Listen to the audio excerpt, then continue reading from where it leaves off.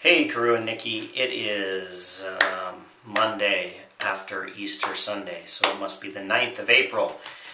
And I actually, during the fast one weekend, I actually wrote down some thoughts about being a Baha'i.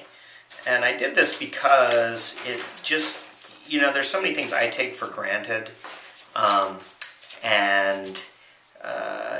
I think I don't think about that much. And there's things that when Karu was explaining to you, Nikki, what about all this Baha'i stuff and the fasting, and I think you asked about fasting, why Karu fasted, and that sort of thing. And Karu's brought up the Baha'i faith a number of times, and it's funny because, like I said, I just don't. I kind of take it for granted, and I don't think about it. But I thought it might be useful for me to talk a little bit about why I'm a Baha'i and kind of why I find Baha'i being a Baha'i useful.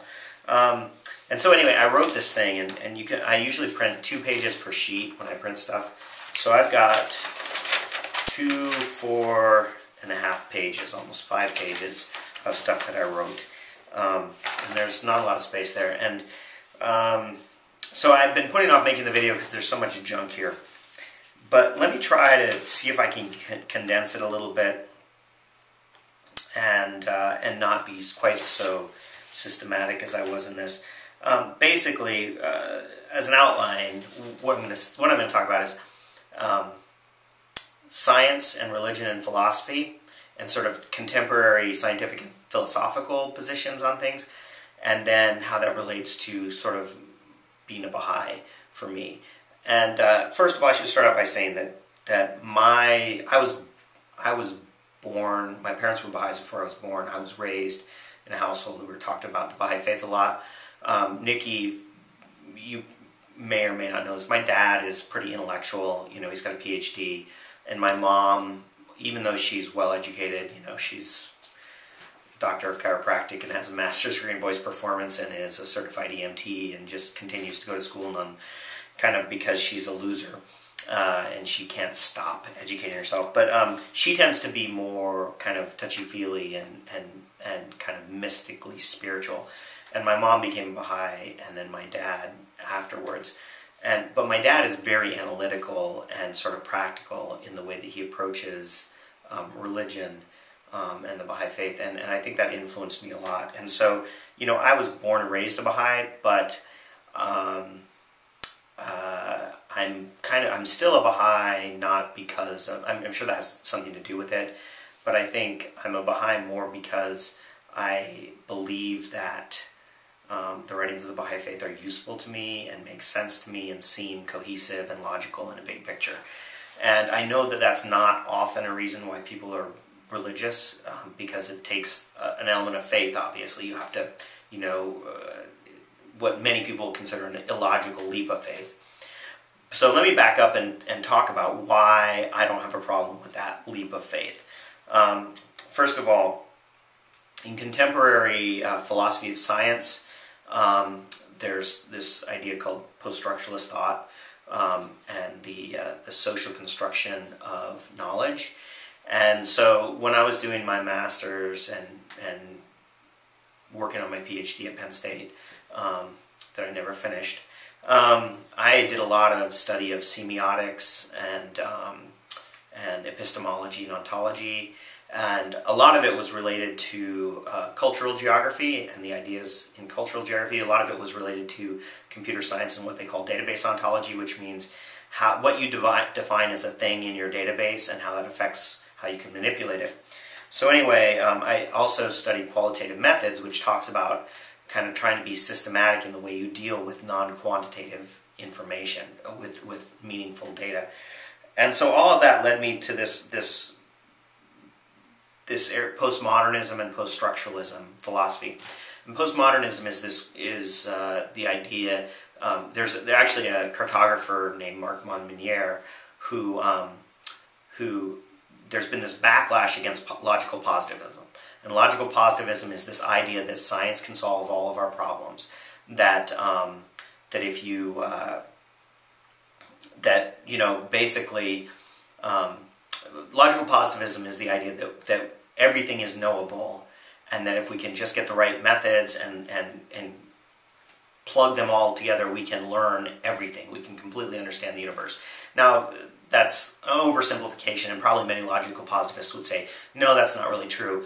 But in theory, using logical positivism, basically the assumptions are that the world is it may sort of be infinite, but everything works, everything's causal, and we have the capacity to understand it, and that we can model it mathematically and eventually,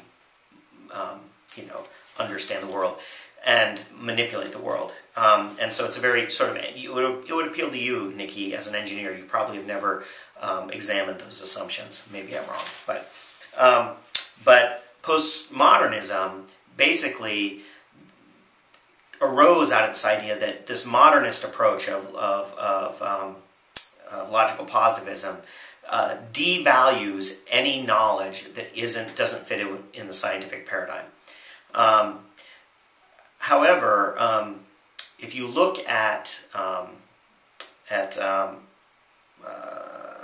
semiotics and kind of your ontological assumptions, ontology is what exists, epistemology is how you can come to know what exists.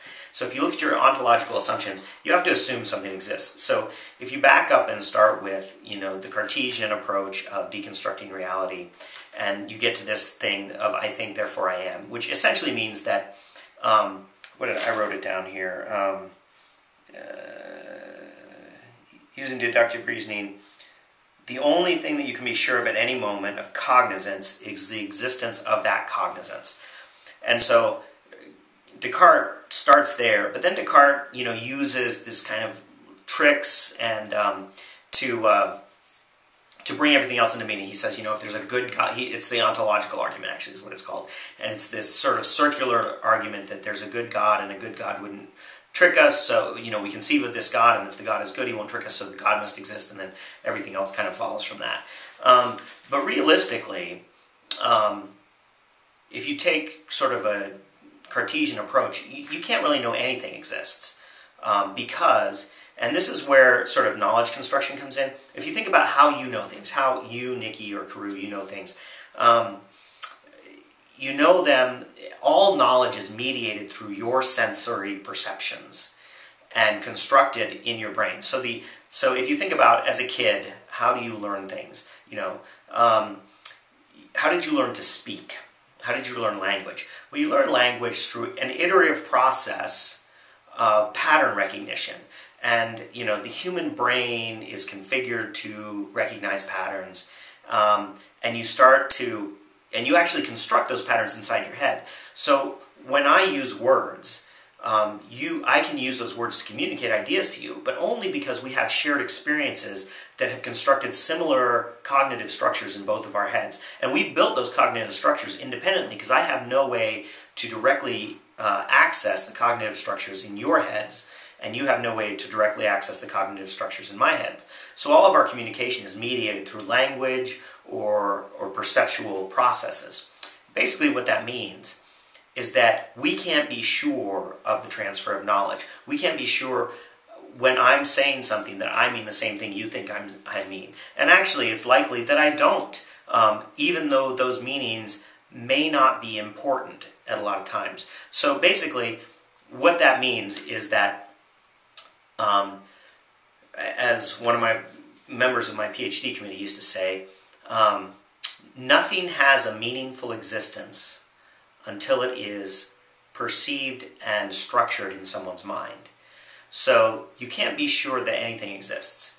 And even if, I look at this video camera and I say this camera exists, I can tell it exists, I behave as if it exists, it may not, my conception of it is incomplete and is not really what it is, even if it does exist outside.